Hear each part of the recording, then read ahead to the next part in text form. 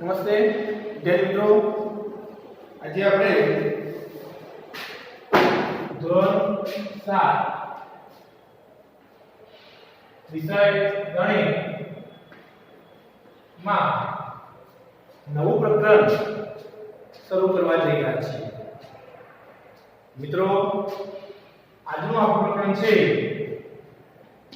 પ્રકરણ 11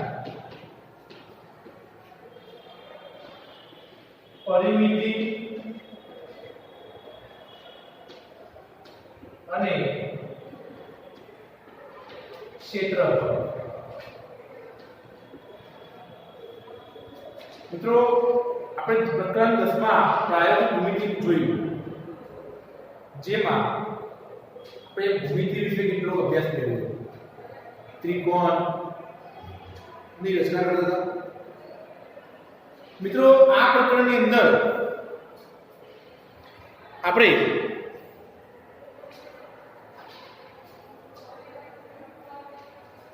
પરિમિતિ અને ક્ષેત્રફળ વિશે જાણવાનું છે.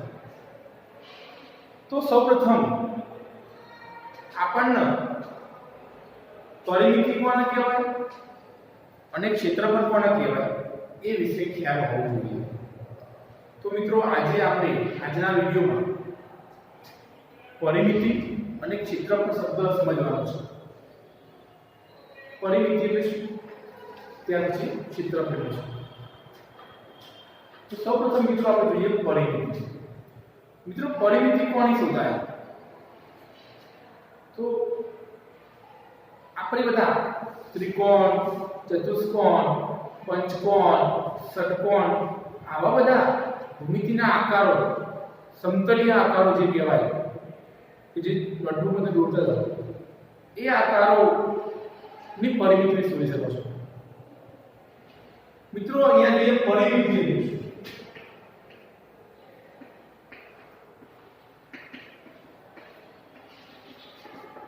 પરિમિતિ તો સૌપ્રથમ આપણને બધાને પ્રશ્ન થાય કે પરિમિતિ કોને કહેવાય? તો એક સીધી અને સરળ ભાષામાં સમજી લઈએ. પરિમિતિ એટલે કોઈ પણ આકારની ધાર. કોઈ પણ કેવો આકાર? કેવો આકાર? બંધ આકાર. કેવો? બંધ સમતલીય આકાર બંધ હોય એની પરિમિતિ. સમજી લઈએ આપણે ઉદાહરણ ત્રિકોણ. તો અહીંયા લખીએ આપણે ત્રિકોણની પરિમિતિ.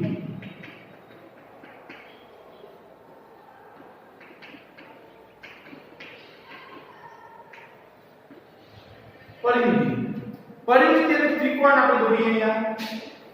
તો ત્રિકોણની પરિમિતિ. તો ત્રિકોણની મિત્રો પરિમિતિ શોધવા માટે શું કરવાનું? આપણને ખબર છે ત્રિકોણની ધાર કેટલી છે? 3 ધાર. આ ત્રણેય ધારોનો લંબાઈ અલગ અલગ હશે. ત્રણેય ધારોનો સરવાળો એટલે આપણને મળે પરિમિતિ. તો પરિમિતિ એટલે કોઈ પણ બંધ સમતલીય આકારોનો ધારોનો જે સરવાળો, કુલ ધાર લંબાઈ એને કહેવાય પરિમિતિ. ઓકે, તો આ વાત આપણે ધોરણ 6 ની અંદર શીખી ગયા છીએ. તમને બધાને આવડે છે. તો અહીંયા આપણે ત્રિકોણની પરિમિતિ સુધી. હવે એનું સૂત્ર જોઈએ આપણે. ત્રિકોણની પરિમિતિનું સૂત્ર શું થશે મિત્રો? તો અહીંયા આપણે એ લખીએ કે ત્રિકોણનો કેટલા બાજુ હોય? 3 બાજુ. કેટલી મિત્રો? 3 બાજુ. તો ત્રિકોણની પરિમિતિનું સૂત્ર થશે મિત્રો કે ત્રણેય બાજુઓનો ની લંબાઈનો સરવાળો. તો જો ત્રિકોણની પરિમિતિ શોધવી હોય તો તમને ત્રિકોણની 3 બાજુઓ હોય એટલે ત્રણેય બાજુઓનો લંબાઈનો સરવાળો કરો એટલે તમને મળી જાય ત્રિકોણની પરિમિતિ. ચલો મિત્રો, આપણે આ ત્રિકોણની લંબાઈ આપણે માનો 5 સેન્ટીમીટર છે, આ 3 સેન્ટીમીટર છે અને આ મિત્રો 6 સેન્ટીમીટર. આપણને આ ત્રિકોણમાં 3 બાજુ આપી 3 ના સેમ માપ આપેલ છે. તો એની પરિમિતિ શોધવી હોય તો આપેલા ત્રિકોણની પરિમિતિ બરાબર જે તમને આગળ કહ્યું પ્રમાણે ત્રણેય બાજુનો સરવાળો. સૂત્ર ત્રણેય બાજુ કઈ 5 + 3 + 6 તો 5 3 8 8 14 સેન્ટીમીટર. હવે મિત્રો જોઈએ કે સાહેબ પરિમિતિનું એકમ કોઈ હોય નહીં. કેમ? તમને જે પરિમિતિ જે માપ આપ્યું હોય જે એકમ એનું આપણે એકમ મૂકી છીએ. કોઈ એકમ ના હોય તો 14 સેન્ટીમીટર એ જ આપણે મૂકી શકીએ છીએ. ઓકે, તો આ કેન્દ્ર ત્રિકોણની પરિમિતિ. હવે વાત કરીએ ચોરસની વાત કરીએ.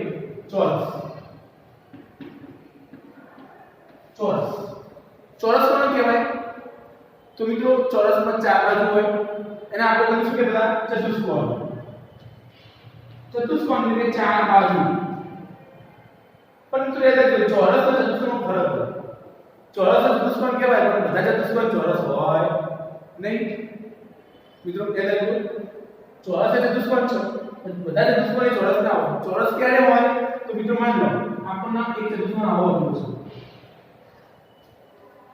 અને આને ચોરસ આવો ચતુષ્કોણ ચારે બાજુ સરખી હોય. આનો મતલબ છે ચારે બાજુ સરખી. તો આનો મતલબ શું? આ ચોરસ. બીજું એ ચોરસમાં ચારે ખૂણા કેટલા અંશના હોય? 90 અંશના હોય. આ બે ગુણધર્મો હોય તો પછી ચતુષ્કોણમાં તો ભાઈ ચારે બાજુ સરખી હોય, ચારે ખૂણા 90 અંશના હોય. તો સમજી લેવાનું આ પેલો ચતુષ્કોણ એ ચોરસ. તો ચોરસની પરિમિતિ શોધવાની સૂત્ર શું થાય? તો અહીંયા લખીએ આપણે ચોરસની પરિમિતિ.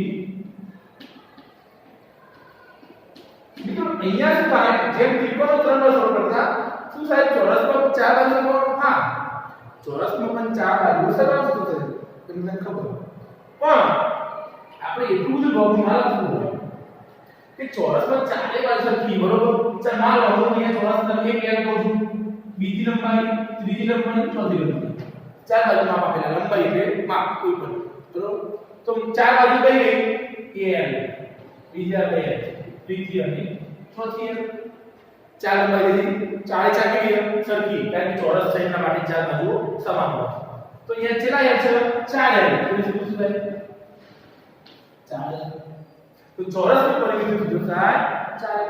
સાહેબ અમને તો કે ચાર બાજુ સરળ કરો. તમે એ રીતે પણ કરી શકો. સૂત્ર શોર્ટમાં લખવું હોય તો ચોરસની પરિમિતિ શું થાય? 4 ગુણ્યા l. મિત્રો આને આ રીતે લખો 4 ગુણ્યા લંબાઈ. ઓકે, આ પણ l એટલે લંબાઈની લેન્થ. તો આ થઈ ચોરસના પરિમિતિ જે આપણે. તો આ મિત્રો ત્રિકોણની વાત કરીએ આપણે. ત્યારબાદ ચોરસની. મિત્રો પરિમિતિ ફરીથી કહું છું. પરિમિતિ એટલે ધાર. કોઈ પણ બંધ સમતલી આકાર. બંધ સમતલી આકાર એટલે કે એની જે ધાર છે એ ગોળ ફરતે ધાર એટલે પરિમિતિ કહેવાય. મિત્રો અહીંયા પરિમિતિને આપણે વચ્ચેનું જે ક્ષેત્રફળ છે વચ્ચેનો ભાગ એને ધ્યાનમાં લેતા નથી. કારણ વચ્ચેનો જે ભાગ છે એ આવો પછી સમા આવો છે ક્ષેત્રફળ મળે છે. તો એ હાલ આપણે ધ્યાન લેતા નથી. ઓકે, તો ધાર પરિમિતિ એટલે કોઈ પણની ધાર. હવે આપણે જોઈએ અહીંયા ચોરસ પછી આવો કયો આકાર? પંચકોણ. ચલો પંચકોણની પરિમિતિ સુધી આપણે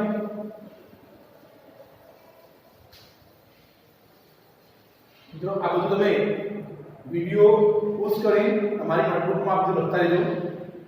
ચલો પણ કયો મિત્રો? નિયમિત પંચકોણ. યાદ રાખજો નિયમિત પંચકોણ.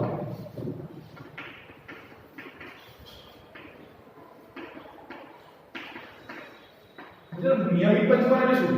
પંચકોણ તો ખરું કે જે બહુકોણને પાંચ બાજુ હોય એને પંચકોણ કહેવાય. અહીંયા હું બે આકાર દઉં છું, ધ્યાન રાખજો.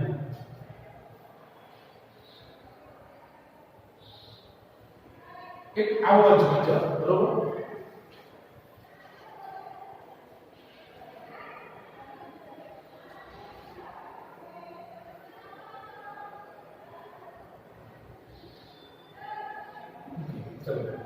એક આવો પંચકોણ છે. આ પંચકોણનો પાંચે બાજુ સરખી અને આમાં પાંચે બાજુ સરખી નથી. બંને પંચકોણ જ કહેવાય પણ આને કહેવાય નિયમિત પંચકોણ. નિયમિત એટલે કેટલો? નિયમિત એટલે શું? પાંચે બાજુઓ સરખી હોય. સમજો બધી બાજુ સરખી હોય એને નિયમિત કહેવાય. અને આને નિયમિત ના કહેવાય કેમ કે અહીંયા બધી બાજુ સરખી હોય નહીં. ઓકે, તો નિયમિત એટલે શું મિત્રો? તો જે પંચકોણ પંચકોણ અથવા જે બહુકોણમાં બધી બાજુ સરખી હોય એને શું કહેવાય? નિયમિત બહુકોણ. તો આ જે બહુકોણ એટલે બધી અલગ અલગ બધા બાજુઓ વાળી આકાર. તો નિયમિત પંચકોણ હોય, નિયમિત નો મતલબ એ તમને ખબર પડી ગઈ કે નિયમિત એટલે 5 સમાન બાજુઓ વાળો બહુકોણ જેને કહેવાય નિયમિત પંચકોણ. તો એનું સૂત્ર શું હતું? તો જે 4 સરખી બાજુ ચોરસની સૂત્ર હતું 4l n અહીંયા આનું સૂત્ર છે 5l. આને તમે બીજી રીતે લખી શકો છો 5 ગુણ્યા લંબાઈ એટલે કે એક તો લંબાઈ કોમન હશે. ઓકે, તો આ શું થયું? નિયમિત. મિત્રો તમે એ જ રીતે આગળ નિયમિત ષટકોણ, નિયમિત ત્રિકોણ, અષ્ટકોણ એ તમે તમારી રીતે તમે શીખી શકો છો. તમારી પરીક્ષામાં પૂછાય કે નિયમિત અષ્ટકોણની 5 સેન્ટીમીટર લંબાઈ ધરાવતા નિયમિત અષ્ટકોણની પરિમિતિ શોધો. અને આવું દાખલો પૂછાય તમારે શું કરવાનું? અષ્ટકોણ કીધું એટલે 8 નિયમિત અષ્ટકોણની પરિમિતિ બરાબર 8 ગુણ્યા l. 8 ગુણ્યા l એટલે કેટલા આપણે માપ જે તમે લંબાઈ આપણે ગણી દેવાના તમને તમારું મળી જશે પરિમિતિ. ઓકે, તો આ વાત કરી બહુકોણ. મિત્રો હવે આપણે બીજા આકારની વાત કરીએ.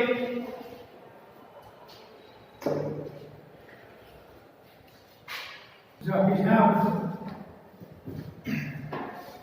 તો મિત્રો આપણે જોયું હતું ત્રિકોણ અને પંચકોણ બહુકોણ પરિમિતિ. હવે જોઈએ આપણે વર્તુળની પરિમિતિ.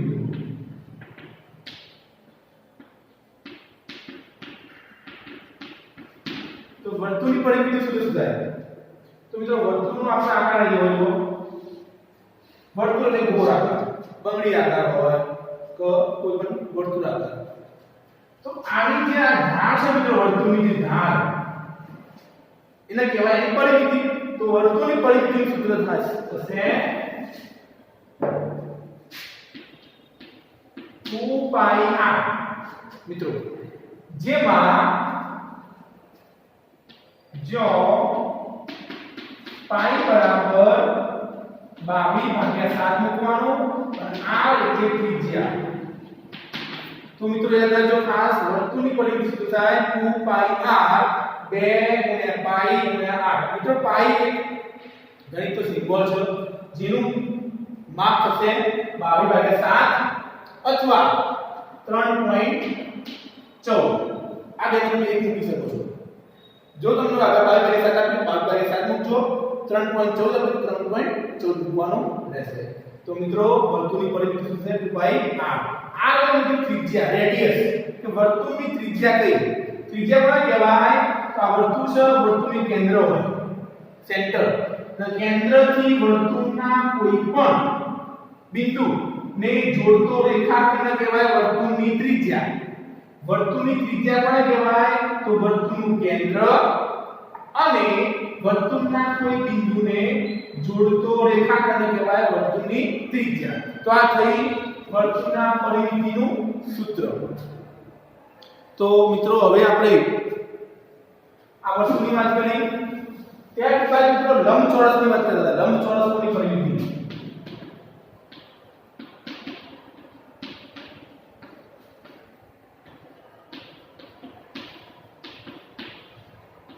લંબચોરસની પરિમિતિ કે લંબચોરસની પરિમિતિ કોને કહેવાય? તો લંબચોરસની પરિમિતિ એટલે કે તમે જો લંબચોરસની પરિમિતિ સૂત્ર કેવું હોય કે 4 બાજુ હોય તો લંબ આકાર હોય. લંબ આકાર એટલે કે બે લાંબી બાજુ હોય અને આ બે બીજો એ આ બે બાજુ સરખી હોય અને આ બે બાજુ. મિત્રો લંબચોરસમાં ચારે બાજુ સરખી ના હોય, ફક્ત સામે બાજુ સરખી હોય. ચલો લંબચોરસ કેવું હોય? માનો આ 5 સેન્ટીમીટર હોય તો આ 5 સેન્ટીમીટર હોય અને આ 3 સેન્ટીમીટર હોય, આ 3 સેન્ટીમીટર હોય છે. તો લંબચોરસ સામે સરખી હોય. બીજું એક એનો ગુણધર્મ સરખો છે કે ચારે ખૂણાઓ કાટખૂણા હોય છે. લંબચોરસમાં ચારે ખૂણાઓ કાટખૂણા હોય છે. તો મિત્રો લંબચોરસ પરિમિતિ સૂત્ર છે કે ભાઈ ચારે બાજુનો સરવાળો બરોબર. ચાર બાજુ જે માન લો તો આ સરખી. ઓકે, તો ચારે બાજુનો સરવાળો કરો તો મળી જાય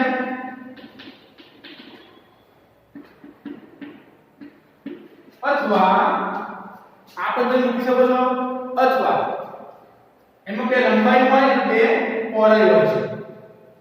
તો લંબાઈ 2 ગુણ્યા લંબાઈ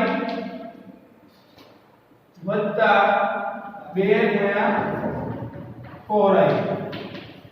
ઓકે, 2 ગુણ્યા લંબાઈ વત્તા 2 ગુણ્યા પહોળાઈ. તો 2 નીકળશે કોમન, લંબાઈ વત્તા પહોળાઈ. ઓકે, તો વાત કરી લંબચોરસની 2 લંબાઈ વત્તા 2 પહોળાઈ. તો 2 કોમન કાઢ્યા તો લંબાઈ વત્તા પહોળાઈ. તો લંબચોરસની પરિમિતિ થશે 2 કૌંસમાં લંબાઈ વત્તા પહોળાઈ. ઓકે, તો આ બની મિત્રો લંબચોરસની પરિમિતિનું સૂત્ર.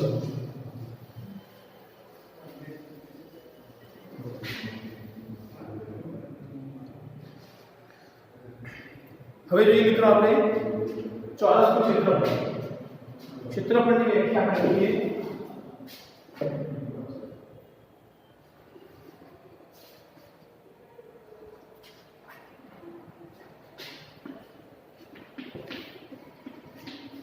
ક્ષેત્રફળ કોને કહેવાય?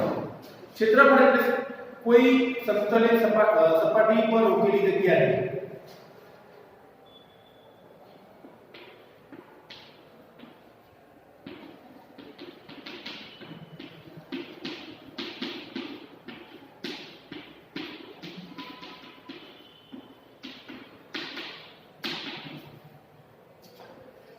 ક્ષેત્રફળ એટલે સમતલી આકાર હોય એને સપાટી પર રોકેલી જગ્યાને શું કહેવાય? ક્ષેત્રફળ. ઓકે મિત્રો, તો આપણે વાત કરીએ ક્ષેત્રફળની વાત કરીએ તો અહીંયા રોકેલી જગ્યાએ આપણે શું કહેવાય? ક્ષેત્રફળ. તો મારા મિત્રો મારો ચોરસ ક્ષેત્રફળ શોધવું હોય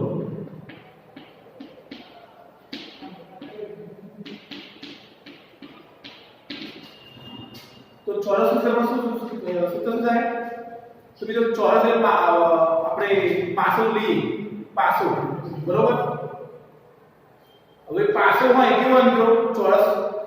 હા, તો એની આપણને ક્ષેત્રફળ શોધવું હોય તો ચોરસ આ રીતે છે, ચારે બાજુ સરખી. તો ચોરસ સૂત્ર છે n નો વર્ગ. એટલે ચોરસમાં કેવું હોય? લંબાઈ ગુણ્યા લંબાઈ.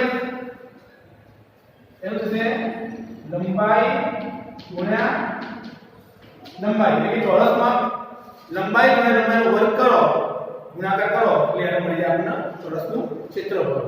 એ જ રીતે આપણને લંબચોરસનું ક્ષેત્રફળ. તો લંબચોરસનું ક્ષેત્રફળ શું આવે? લંબચોરસનો આકાર કેવો હોય? લંબાઈ ગુણ્યા પહોળાઈ. સૂત્ર છે l ગુણ્યા b. l એટલે લંબાઈ, b એટલે પહોળાઈ. એટલે લંબાઈ ગુણ્યા પહોળાઈ સૂત્ર થાય લંબાઈ ગુણ્યા પહોળાઈ. તો ચોરસનું ક્ષેત્રફળ થશે l નો વર્ગ.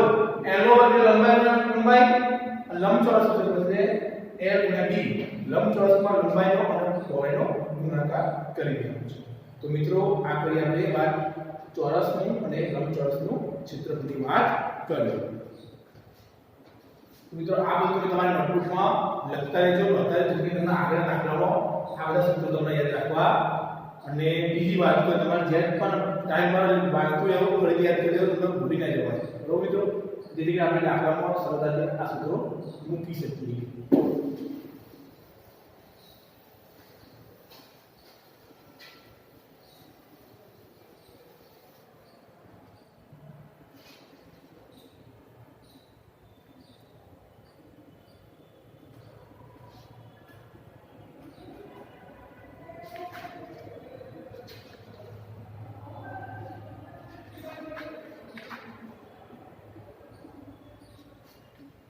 તો મિત્રો અહીંયા આપણે દાખલો લઈએ. એક્ઝામ્પલ કે 5 સેમી લંબાઈ ધરાવતા ચોરસનું ક્ષેત્રફળ શોધો. શું કહે મિત્રો? 5 સેમી લંબાઈ ધરાવતા ચોરસનું ક્ષેત્રફળ શોધો. તમને કીધું છે સેન્ટીમીટર લંબાઈ આપણી ચોરસની એક જ. મિત્રો એક જ કેમ આપણી ચોરસમાં ચાર બાજુ સરખી હોય. તો લંબાઈ બરાબર l બરાબર આપણી કેટલી 5 સેન્ટીમીટર. હવે તમે ચોરસનું ક્ષેત્રફળ સૂત્ર તમને આવડતું હોવું જોઈએ. ફટાફટ ચલો મિત્રો. ચોરસનું ક્ષેત્રફળ બરાબર શું થાય? એટલે લંબાઈ ગુણ્યા લંબાઈ. તમે એને બીજું કે એનો વર્ગ. મિત્રો બે વસ્તુનો ગુણાકાર વર્ગ થઈ જાય એટલે એની સંખ્યા. ઓકે, તો l એટલે કેટલા છે? 5 સેમી. બીજું 5 સેમી. પાયો 25 સેમી સ્ક્વેર. મિત્રો ક્ષેત્રફળનો એકમ શું થશે? Semi square. જો માપ આપ્યું સેમી માં તો સેમી સ્ક્વેર, જો માપ મીટર માં આપ્યું તો મીટર સ્ક્વેર, જો માપ કોઈ પણ આપ્યું હોય mm આપ્યું તો mm સ્ક્વેર. મિત્રો તો આ થયા એના એકમો, ક્ષેત્રફળના એકમો. જો સેન્ટીમીટર તો સેમી સ્ક્વેર, મીટર માં આપ્યું તો મીટર સ્ક્વેર. ઓકે મિત્રો, એ જે લંબચોરસનો લખીએ આપણે કે 3 સેમી લંબાઈ અને 2 સેમી પહોળાઈ ધરાવતા લંબચોરસનું ક્ષેત્રફળ શોધો. શું કે મિત્રો જો 3 સેમી લંબાઈ અને 2 સેમી પહોળાઈ ધરાવતા લંબચોરસનું ક્ષેત્રફળ શોધો. યાદ રાખવાનું લંબચોરસની લંબાઈ જુદી હોય પહોળાઈ જુદી હોય. ઓકે, તો આપણને l બરાબર 3 સેન્ટીમીટર, b બરાબર 2 સેન્ટીમીટર લખીએ. લંબચોરસનું ક્ષેત્રફળ બરાબર લંબચોરસનું ક્ષેત્રફળ શોધવાનું સૂત્ર લંબાઈ ગુણ્યા પહોળાઈ. લંબાઈ કેટલા છે? 3, પહોળાઈ 2, 3 દુ 6 સેમી સ્ક્વેર. ઓકે, તો આ વાત કરી મિત્રો લંબચોરસની અને ચોરસનું ક્ષેત્રફળ શોધવાની રીતના દાખલા. મિત્રો આજના વિડિયોમાં આપણે આ સુધી જોઈએ. હવે પછીના વિડિયોમાં આપણે આગળ સ્વાધ્યાય 11.1 શરૂ કરીશું. ત્યાં સુધી તમને હોમવર્કમાં હું મિત્રો ઉદાહરણ 1 મિત્રો હોમવર્કમાં આપણે ઉદાહરણ 1 ઉદાહરણ 2 ઓકે અને ઉદાહરણ 3 આ ત્રણ તમારા હોમવર્કમાં લખવાના રહેશે. મિત્રો એ લખજો આ ત્રણ દાખલા તમારા હોમવર્કમાં લખવાના નોટબુકમાં રહેશે. અને હવે પછીના વિડિયોમાં આપણે સ્વાધ્યાય 11.1 તરફ જઈશું. ઓકે મિત્રો, ત્યાં સુધી અભ્યાસ કરતા રહેજો. ધન્યવાદ.